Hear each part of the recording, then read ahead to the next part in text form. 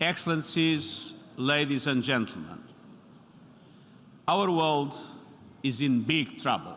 The UN Secretary-General Antonio Guterres setting a grim tone for this meeting. Among the many conflicts in the world that continue to rage, one, the war in Ukraine, will dominate proceedings this week.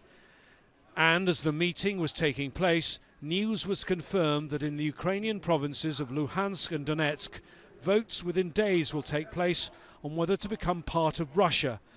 This was the reaction of the US ambassador to the UN. They will not be recognized by anyone in the international community. They were not recognized in 2014, and it will not be recognized this time around. It is illegal annexation of another country's territory. NATO's Secretary-General told me he believes Russia may be acting now because of the losses it suffered during the recent Ukrainian offensive. Such referenda have no legitimacy because they are shame referendums, and they will not change the nature of the war. This remains a war of aggression against Ukraine, and it represents an escalation. Because if suddenly these territories which are part of Ukraine are declared as part of Russia, that will further escalate the conflict. The General Assembly heard from two leaders who've maintained a dialogue with President Putin throughout the war. The President of Turkey, Recep Tayyip Erdogan, helped negotiate a deal to export the grain from Ukraine. He says there now needs to be a dignified end to the war.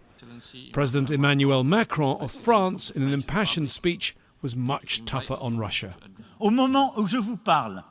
As I am speaking to you now, there are Russian troops in Ukraine, but as far as I know, there are no Ukrainian troops in Russia. That's a fact, and we all have to recognize that.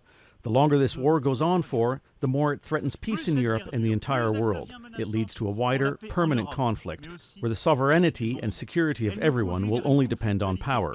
What we have been witnessing since February 24th is a return to imperialism and colonialism.